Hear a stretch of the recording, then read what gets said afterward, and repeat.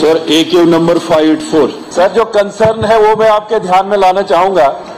इन्होंने अभी जिक्र जो किया है ऑनरेबल मिनिस्टर ने कि जो एक मेजर कनाल कास्तीगढ़ का जो एरिया है ये रामबन कॉन्स्टिट्यूंसी का पार्ट था और डिलिमिटेशन के बाद ये डोडा वेस्ट कॉन्स्टिट्यूंसी के साथ जुड़ा है। सर इस हाउस के ध्यान में लाना चाहूंगा 1977 में जिस कनाल का जिक्र यहाँ पे हुआ, काम शुरू हुआ, वो टिल डेट वो अभी कंप्लीट नहीं है। उसकी टोटल लेंथ 20 किलोमीटर उसकी लेंथ है और 720 हेक्टेयर एरिया जो है वो इरिगेट उससे होना था।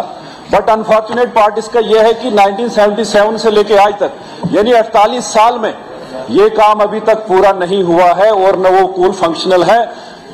वो कह रहे हैं कि 90 में हमने कुछ पार्ट इसका तैयार किया था, फिर उस पर स्लाइड्स आती गई, जो रिप्लाई आया हुआ सारा।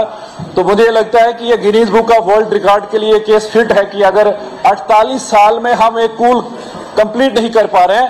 मैं ऑनरेबल मिनिस्टर साहब से ये जानना चाहूंगा कि कब तक इस कैनाल को फंक्शनल किया जाएगा, उसका रिप्लाई मुझे दें। ये पहला सप्लीमेंट्री मेरा होगा। 48 ईयर्स 48 साल के बाद भी मंत्री साहब अभी कंप्लीशन का नहीं बता रहे हैं कि ये कब कंप्लीट होगी। तो मैं चाहूंगा कि कोई इसका कोई टाइम पीरियड हो कि कब तक कंप्लीट हो। और दूसरा मेरा सप्लीमेंट्री ये रहेगा सर कि डोडा वेस्ट कॉन्स्टिट्यूंसी में असर का जो एरिया है, असर है, मलोरी है, परियोत है, जहां वेजिटेबल्स पूरे जम्मू कश्मीर को वहां से सप्लाई होती है। वहां की बहुत सारी माइनर जो हमारी कनाल्स हैं, कूल्स हैं, उनको प्रॉपर फंडिंग वहां प्रोवाइड नहीं की जाती है, तो बड़ी सारी दिक्कत उस एरिया में आती है किसानों को।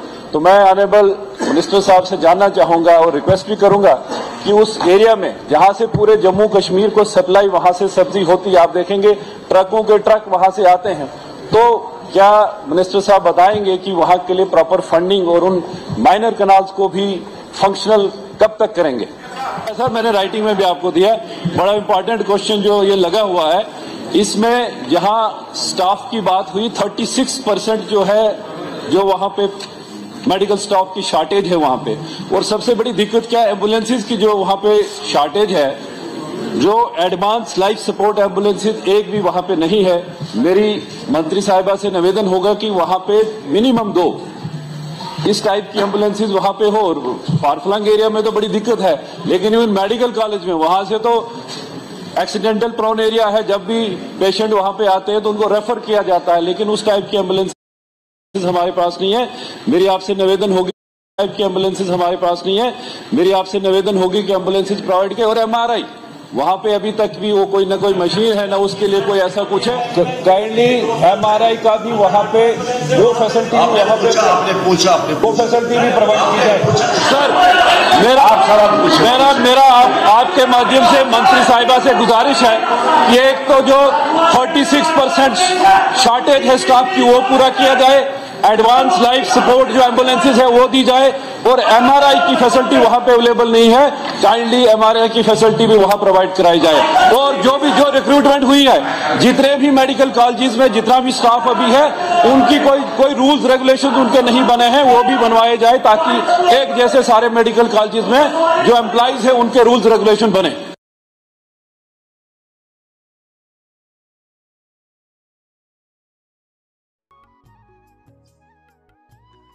खबर जंग की हो या खेल के मैदान की, खबर सियासत की हो या सियासत के ऐवान की, हम आप तक पूरी तरह से पहुंचाने की कोशिश करते हैं, और वो भी पूरी जिम्मेदारी के साथ।